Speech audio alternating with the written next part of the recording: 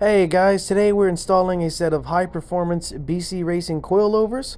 We're going to be installing them on this Volkswagen GTI here. It is a close friend of mine's. He's been building it for a long time. He reached out to me and wanted to see if we can get it installed, so that's what we're going to do today, guys. So let's get it. I'm going to be using a pretty basic combination of some sockets, ratchets, extensions, flatheads, and some hammers in case I need a hammer or pry.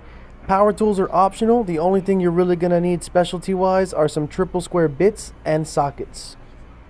After jacking up the rear and also putting a jack underneath the rear control arm there, we're going to go ahead and disconnect the top bolts for the rear strut.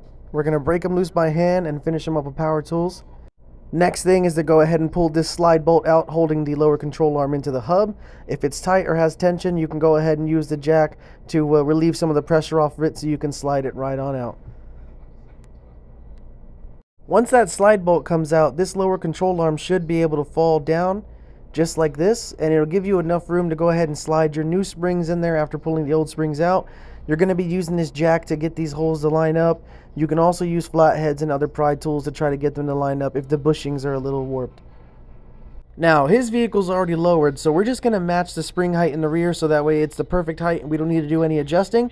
You take an exact measurement. If your vehicle's not lowered, you're going to want to make it just a little bit shorter, feel it out, and you might have to readjust it a couple times before you get it to the perfect height. But we're just matching it here today. Very quick sweet tea break, man. It's Florida. It's hot out here. Stay hydrated. Very important thing to do is to make sure that once you have everything in place and you bring the control arm up, the spring is just snug in there. You can do that by adjusting the height with these rings. Make sure you tighten it down when you're done. Make sure the other side matches. Once the vehicle sits down on that spring, it'll actually be perfectly tight and you'll have no play or looseness at all. That's why you just want to make sure it's snug and not tight before the vehicle's down.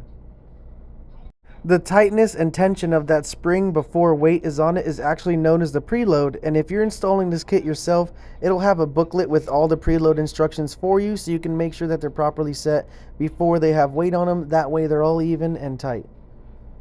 Now he's actually replacing his sway bar links as well. If you're having issue getting the sway bar link nut to get loose, if it's spinning with the stud, you need to put a triple square bit inside the stud and use an open-ended wrench to loosen the nut. So you're holding the stud with one ratchet and you're loosening the nut with the other. They should come off no problem. Pops right out. Easy peasy. You can see where you put the bit on the tip there, and you'll just use a wrench or an open-ended ratchet to take the nut off. Now that we have everything in place and our preload, tension, and height, everything set how we want it, we're going to go ahead and start torquing everything down, making sure the bolts are perfectly tight. There's everything in there right now. It's looking good. We're going to do the other side and move over to the front. Here we are on the front. It's one big combination piece, the spring shock all together. All we're going to do is disconnect this right here, take that bolt out to get this bracket off. We're going to see that bolt right there on the side. That's actually on the hub. It's tightening the hub around the bottom of the shock. So you just take it off and you can use a pry tool or a hub opener to spread it open. That way you can pull this out. It just lifts right up. It's literally just being hugged by it really tightly. There's the sway bar link. It comes off the same way the rear ones did. You're just going to go ahead and take that off because the new sway bars are going to be a different size since you're changing the height of the suspension.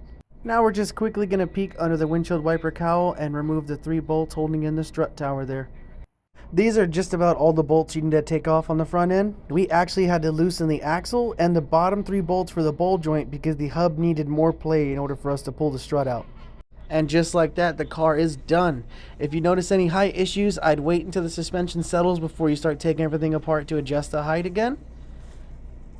Because you can see that the front looked a little higher than the rear. Other than that, job is done and the car looks great. As always, guys, thanks for watching. I appreciate all the follows and the likes. If you have any questions about the install or having any issues, I'm always here in the DMs. You can message me on any one of the socials that you're seeing this video on. Thanks for watching, guys.